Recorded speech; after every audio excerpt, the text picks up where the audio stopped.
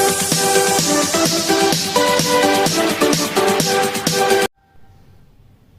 Students, मैं Salman sir आज सभी स्टूडेंट्स का एक बार फिर से हमारे यूट्यूब चैनल पे स्वागत करता हूं। तो स्टूडेंट्स, लास्ट टाइम आप लोगों ने थॉमसन का मॉडल पढ़ा, यानी परमाणु है एटम एंड मॉलिक्यूल्स के बारे में, परमाणु अणु के बारे में एक चैप्टर चल रहा था। तो थॉमसन का मॉडल देखा, रदरफोर्ड का मॉडल देखा, नील्स बोर की परिकल्पना देखी। आज अपने के दौर में मैं लेने वाला हूँ रासायनिक संयोजन के नियम की बात। यानी रासायनिक संयोजन का मतलब क्या? रासायनिक अभिक्रिया से जुड़ने के बाद में जो चीज बनेगी, जो उत्पाद बनेगा, वो किस नियम के अकॉर्डिंग चलता है। तो उसमें जो दो साइंटिस्ट है, लवाइजिए व जोसेफ एल प्राउस्ट, इन दोनों साइंटिस्टों ने ये दोनों नियम का प्रतिपादन किया। उनमें से पहला नियम है द्रव्यमान संरक्षण का नियम और दूसरा नियम है स्थिर अनुपात का नियम। द्रव्यमान, मुझे नाम से पता चला, द्रव्यमान का मतलब होता है भार। संरक्षण का मतलब होता है न तो उत्पन्न करना न ही नष्ट करना। यानी द्रव्यमान यानी भार को, संरक्षण मतलब न तो उत्पन्न किया जा सके और न ही नष्ट किया जा सके। यानी इस नियम में द्रव्यमान को न तो उत्पन्न करेंगे न नष्ट। देखते हैं क्या बोलता है नियम। पहला नियम है द्रव्यमान संरक्षण का नियम।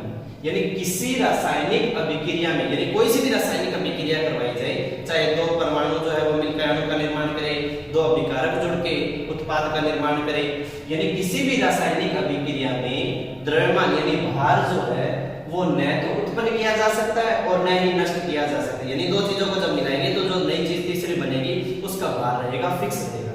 तो ये था अपने द्रव्यमान संरक्षण का नियम। बात करें दूसरा जो नियम है वो स्थिर अनुपात का नियम। स्थिर मतलब फिक्स, अनुपात मतलब रेशियो। यानी इसमें अनुपात जो है वो समान होने वाले। यानी कोई भी आप चीज ले लीजिए, चाहे दो जो परमाणु है वो लेकर एक अणु की बात करें, तो जैसे मान लीजिए मैंने H2O का जो अणु लिया, तो H2O में देखो दो हाइड्रोजन है एक ऑक्सीजन है। अगर मैं उनके बाहर, जैसे मैं लास्ट टॉपिक में बताऊंगा इसमें कैसे बाहर निकाला जाता है, यानी इनमें दोनों का जो परमाणु है, यानी हाइड्रोजन और ऑक्सीजन का जो परमाणु है वो फिक्स अनुपात में जुड़ते हैं, 1:8 के अंदर। तो क्या बोलता है ये नियम, स्थिर अनुपात का नियम? दो या दो से अधिक तत्वों को एक समान या फिक्स अनुपात में मिलाने पर, यानी अनुपात में हमने एक हाइड्रोजन लिया एक ऑक्सीजन लिया, इनको यानी हाइड्रोजन का 1 अनुपात लिया, ऑक्सीजन का 8 अनुपात, अगर मैं इन दोनों को मिलाऊंगा तो जल का एक अणु जो है वो बन जाएगा। तो ये दूसरा नियम था स्थिर अनुपात का नियम। अब बात करें, ये तो नियमों पर दो नियम आज हमने डिस्कस किया। केमिस्ट्री को सीखते हैं तो सूत्रों का सारा खेल है, सूत्र याद नहीं रहा जाता। कुछ स्टूडेंट्स की दिक्कत आती है, सर हमें पता ही नहीं चलता कि भी कौन सा सूत्र है, कैसे लगता है, या जो फॉर्मूले हैं, जैसे मैंने बोला हाइड्रोजन का H होता है, हीलियम में He, दो क्यों आया? तो इसमें जैसे किसके नाम कैसे दिए गए, तो नेक्स्ट टॉपिक में लेना चाहूंगा विभिन्न तत्वों की परमाणुओं के आधुनिक प्रतीक। यानी आज के टाइम में जितने भी तत्व हैं उनके प्रतीक कैसे रखे गए हैं। तो सबसे पहले बात करूं, जो पहली जो बात आती है स्थानों के नाम से प्रतीक। कुछ ऐसे तत्व है जो जिस जगह पे मिले उस जगह के अकॉर्डिंग उनके नाम रख दिए गए। जैसे मान लीजिए जैसे मैं बात करूं कॉपर की, तो कॉपर का जो प्रतीक होता है वो Cu होता है। अब ये Cu कहां से आया? ये एक स्थान था साइप्रस, तो साइप्रस स्थान पे ये खोजा गया था सबसे पहले, उसके अकॉर्डिंग उसका जो सूत्र है साइप्रस पे उसका Cu पड़ा। कुछ एक ऐसे तत्व होते हैं जो कलर के अकॉर्डिंग उसके नाम रखे गए हैं, जैसे चांदी है, सोना है। जैसे मैं बात करूं रंगों के नाम से प्रतीक कौन कौन से, जैसे सोना है, सोना यानी गोल्ड, गोल्ड यानी ऑरम, ऑरम जो है वो येलो से रिलेटेड, पीले से रिलेटेड है, तो ऑरम से जो है उसका सूत्र पड़ गया Au। तो अपने सोने का जो सूत्र होता है वो Au होता है। फिर बात करें, कुछ एक ज्यादातर जो तत्व है वो अपने नाम के पहले प्रतीक के अकॉर्डिंग, जैसे हाइड्रोजन है, हाइड्रोजन का जो जैसे नाम के पहले अक्षर पे प्रतीक है, जैसे हाइड्रोजन है, मैं उधर से बताना चाहूंगा आपको। जैसे हाइड्रोजन है उसको मैंने क्या लिखा है, H लिखा है। जैसे बोरॉन है उसका खाली B लिखा है, कार्बन है उसको C लिखा है, नाइट्रोजन है उसका है। लेकिन मैंने क्या किया, कुछ एक ऐसे तत्व हैं जिनके मैंने दो अक्षर लिए, यानी कुछ एक ऐसे तत्व हैं जिनका एक अक्षर ही बना हुआ है, एक अक्षर से सूत्र बनता है, लेकिन कुछ एक ऐसे तत्व हैं जिनके दो अक्षरों से मिलके बना हुआ है। जैसे हीलियम जो है उसमें देखो पहले हाइड्रोजन का तो H आ गया, तो हीलियम के लिए मैं H लगा नहीं सकता, तो इसके लिए मैं दूसरा तत्व भी यूज करूंगा, तो He। अब मजे की बात ये होती है कि मुझे अगर जब दो लिखने हैं, मुझे दो अक्षर लिखने हैं, तो पहला अक्षर हमेशा कैपिटल आता है यानी बड़ा आएगा, और दूसरा जो है वो छोटा। जैसे मान लीजिए देखिए मैंने हाइड्रोजन के लिए पहला H लगाया, हीलियम के लिए देखो एक अक्षर बड़ा है H और E जो है वो छोटा, लिथियम के लिए Li, बेरिलियम के लिए Be, बोरॉन का खाली बी होगा, कार्बन का सी, नाइट्रोजन का एन और ऐसे जैसे नियोन का एन हो जाएगा और ऐसे चलता रहेगा। तो उसके बाद एक दूसरा दो अक्षरों से निर्मित, यानी यहाँ पे मैंने कुछ एक एग्जांपल लिखा है, जैसे हीलियम है वो He लगाया, खाली H लगाता तो वो हाइड्रोजन होता। तो दूसरा हीलियम, हीलियम की स्पेलिंग भी H से स्टार्ट होती है, तो मैंने उसके दो अक्षर लिए, पहला अक्षर बड़ा है और दूसरा अक्षर छोटा।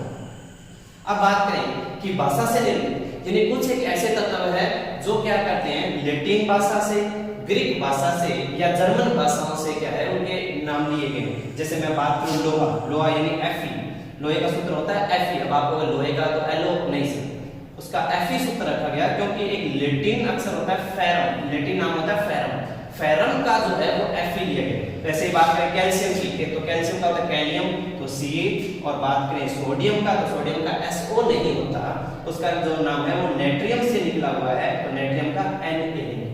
तो ये थे नाम पद्धति। अब बात करें, जैसे मैंने यहाँ पे 1:8 के बारे में थोड़ा जिक्र किया, कुछ एक स्टूडेंट के माइंड में आ रहा है कि सर रेशियो कैसे निकाला जाए, या जो द्रव्यमान मैं बार बार बोल रहा हूँ द्रव्यमान कैसे निकाला जाए।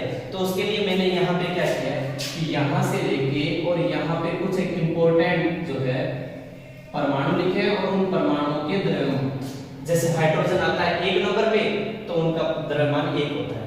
मोस्टली ये देखा जाता है कि द्रव्यमान है वो उसके परमाणु संख्या के जस्ट दुगना होता है। जैसे हाइड्रोजन 1 नंबर पे आता है तो चलो 1, कार्बन 6 नंबर पे आता है तो उसका द्रव्यमान, याद रखने के लिए मैं एक बार ट्रिक बता रहा हूं, बाकी ये रूल सही नहीं है। कार्बन 6 नंबर पे आता है तो उसका द्रव्यमान 6 में 12, नाइट्रोजन 7 पे आता है तो द्रव्यमान 14, ऑक्सीजन 8 पे आता है तो द्रव्यमान 16, सोडियम 11 तो इसका 23 रहेगा, याद रखना 22 नहीं होगा। मैग्नीशियम 12 नंबर पे आता है तो द्रव्यमान 24, सल्फर 16 पे तो 32, क्लोरीन 17 पे तो 35.5 और कैल्शियम 20 पे आता है तो 40। अब मैं बात करता हूं कि भाई एक मैं आपको थोड़ा निकालना बता रहा हूं कि कैसे द्रव्यमान निकाला जाता है। जैसे मुझे निकालना है जल का द्रव्यमान, और मुझे पता है कि जल का सूत्र होता है H2O, H2O होता है। तो यहाँ पे देखिए सबसे पहले मैं बात करें कि जल का सूत्र इकाई द्रव्यमान, यानी उसका सूत्र क्या होता है, एक मुझे जल का इकाई मतलब एक लेना है, सूत्र लेना है जल का और उसका द्रव्यमान निकालना है। तो सबसे पहले जो मैं सूत्र बताऊं तो सूत्र होता है H2O, और अभी सभी अपने जानते हैं कि जल का सूत्र होता है H2O। मुझे क्या करना है कि इसका द्रव्यमान निकालने के लिए सबसे पहले आप मुझे ये बताइए कि इसमें परमाणु कितने हैं। शायद आपको इसके अंदर 2 परमाणु दिख रहे होंगे, एक तो मुझे दिख रहा है हाइड्रोजन परमाणु और एक मुझे दिख रहा है ऑक्सीजन। हाइड्रोजन यानी एक तो H दिख रहा है, ऑक्सीजन यानी एक मुझे O दिख रहा है। यहाँ पे हाइड्रोजन के 2 परमाणु जरूर है लेकिन यहाँ पे ऑक्सीजन का एक है। तो मैं सबसे पहले बात करूं H को, देखो सूत्र में H2 है तो मैंने यहाँ पे H2 लिखा है, H2 परमाणु का द्रव्यमान। अब आप कहोगे कि सर H2 यानी यहाँ पे हाइड्रोजन कितने हो चुके हैं, 2, एक हाइड्रोजन का द्रव्यमान होता है 1, तो 2 के लिए मैं क्या करूंगा 2 से गुणा करूंगा, यानी यहाँ पे 2 हाइड्रोजन परमाणु का द्रव्यमान निकालना है तो 2 से गुणा करूंगा और जितना हाइड्रोजन का द्रव्यमान है उतने से, तो 2 एकम हो गए 2, यानी ये आपने H2 का द्रव्यमान निकाल लिया, 2 हो चुका है टोटल, क्योंकि यहाँ पे हाइड्रोजन देखिए 2 है तो 2 आ जाएगा, अगर 1 होता तो यहाँ पे 1 आता। अब बात करें ऑक्सीजन परमाणु, यानी यहाँ पे देखिए ऑक्सीजन कितने, अगर यहाँ पे होते 3 तो मैं 3 से गुणा करता, अगर यहाँ पे 4 होते तो मैं यहाँ 4 से गुणा करता, लेकिन फिलहाल यहाँ पे कुछ नहीं है, ऑक्सीजन एक ही है तो मुझे ऑक्सीजन एक ही लेना है, ऑक्सीजन परमाणु का द्रव्यमान निकालना है तो एक ही ऑक्सीजन है तो 1 से गुणा करूंगा, और द्रव्यमान कितना होता है ऑक्सीजन का, तो यहाँ से देख लीजिए 16 है तो आप 16 को 1 से गुणा करो, 16 एकम 16। तो यहाँ पे आपने निकाला है H2 का और यहाँ पे निकाला है O का। अब मुझे टोटल दोनों को जोड़ना है ताकि मेरे पास टोटल H2O का आ जाए। तो जल का जो सूत्र इकाई द्रव्यमान है वो 2 में से 16 जोड़ देंगे अपने, तो 16 और 2 हो गए 18। तो ये होता है जल का द्रव्यमान। ऐसे आप कैसे किसी का भी निकाल सकते हो, जैसे CO2 को निकाल सकते हो, अमोनिया का निकाल सकते हो, NH3 जो है, और कैसे कोई सा भी सूत्र है तो उसका द्रव्यमान अपने निकाला जा सकता है। अब मैं कुछ एक आवर्सानी के तत्व मैंने यहाँ पे लिखे हैं, मैं एक बार फिर से मैं चाहूंगा कि आप इनको याद करें ताकि केमिस्ट्री आपको इजी लगे। जैसे मैंने एक बार यहाँ पे पहला जो लिखा है हाइड्रोजन, हाइड्रोजन का सूत्र होता है H। दूसरा लिखा है हीलियम, हीलियम के लिए He, लिथियम के लिए Li। याद रखना पहला अक्षर लिखना है बड़ा और दूसरा अक्षर लिखना है छोटा। बेरिलियम Be, बोरॉन का B, कार्बन का C लेना है, नाइट्रोजन का N, ऑक्सीजन का O, फ्लोरीन का F, नियोन का Ne, सोडियम का Na, मैग्नीशियम का Mg, एल्यूमिनियम का Al, सिलिकॉन Si, फास्फोरस का P, सल्फर का S, क्लोरीन का Cl, आर्गन का Ar, पोटेशियम का K और कैल्शियम का C। तो स्टूडेंट्स ये थे 1 से लेकर आवर्त सारणी के 20 तत्व। आज अपनों ने कुछ एक द्रव्यमान बनाने भी सीखे, द्रव्यमान कैसे निकाला जाता है, ये जो सूत्र है वो किस रूल के अकॉर्डिंग जुड़े रहते हैं, जैसे आपने बताया कि द्रव्यमान संरक्षण का नियम और स्थिर अनुपात का नियम। अब इस चैप्टर के अंदर एक मोल अवधारणा और रहती है जो अपने नेक्स्ट वीडियो के अंदर लेंगे। तो अब आप सभी स्टूडेंट्स इनको याद करें, 1 से लेकर जो 20 एलिमेंट है थोड़ा सा हार्ड रहेगा, आप 5-5 का ग्रुप बना के इनको याद कीजिए। और जो और भी आप अपनी मर्जी से, मैंने यहाँ पे H2O का निकाला है तो आप CO2, NH3 और ऐसे कई सूत्रों के द्रव्यमान निकाल के